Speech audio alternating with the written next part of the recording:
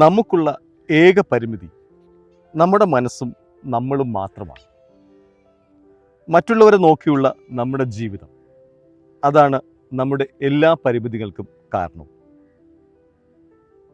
നിങ്ങൾ നിങ്ങളുടെ പരിമിതികളെ തരണം ചെയ്യാൻ തയ്യാറാവുക. നിങ്ങളുടെ കാവലാൾ നിങ്ങൾ മാത്രമാണെന്ന് ബോധ്യപ്പെടുക. നമ്മുടെ പരിമിതികളെ മറികടക്കാൻ നമ്മുടെ ആഗ്രഹങ്ങളും സാധ്യതകളും ഒരുപോലെ മനസ്സിലാക്കേണ്ടതുണ്ട്. ഒരു വ്യക്തി എന്ന നിലയിൽ നമ്മുടെ പരിമിതികളെ മനസ്സിലാക്കുക എന്നതാണ് ഏറ്റവും പ്രധാനം. പരിമിതികളെ മറികടക്കുക എന്നത് തുടർച്ചയായിട്ടുള്ളൊരു പ്രക്രിയയാണ്. വെല്ലുവിളികളെ നേരിടുന്നതിൽ ക്ഷമയോടെ പ്രവർത്തിക്കുക, അതിൽ കൂടുതൽ ശ്രദ്ധ കേന്ദ്രീകരിക്കുക, മുന്നോട്ട് പോവുക. പരിമിതികളെ മറികടക്കാൻ നമ്മൾ എടുക്കുന്ന ഓരോ ചുവടും നമ്മുടെ ലക്ഷ്യത്തിലേക്കും നമ്മുടെ വളർച്ചയിലേക്കും നമ്മളെ കൊണ്ടെത്തിക്കും.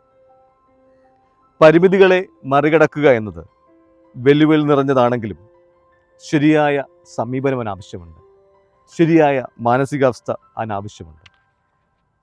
ഏറ്റവും ആദ്യം നമ്മൾ നമ്മളെ സ്വയം അറിയുക എന്നതാണ്. നമ്മുടെ ശേഷികൾ എന്താണ്, നമ്മുടെ കുറവെന്താണ്, നമ്മുടെ എല്ലാ പരിമിതികളെയും നമ്മുടെ കഴിവുകൾ, ശേഷികൾ ഉപയോഗിച്ച് മറികടക്കാൻ പറ്റും. വളരെ വേഗത്തിൽ നമ്മുടെ സാഹചര്യങ്ങളുമായി ചേർന്ന് പോകാനുള്ള തുറന്ന മാനസികമായ അവസ്ഥ നമുക്ക് അത്യാവശ്യമാണ്.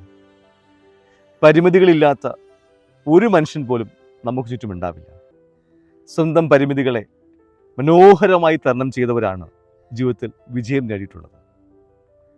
നമ്മൾ മാത്രമല്ല, നമുക്ക് ചുറ്റുള്ള എല്ലാവരും ഒരു തരത്തിൽ അല്ലെങ്കിൽ മറ്റു തരത്തിൽ പല തരത്തിലുള്ള പരിമിതികളുള്ളവരാണ്. അവരൊക്കെ സ്വയം പരിതപിച്ച് കഴിയുകയല്ല ചെയ്യുന്നത്. ജീവിതം അതൊന്നേ ഉള്ളൂ എന്ന് മനസ്സിലാക്കുക.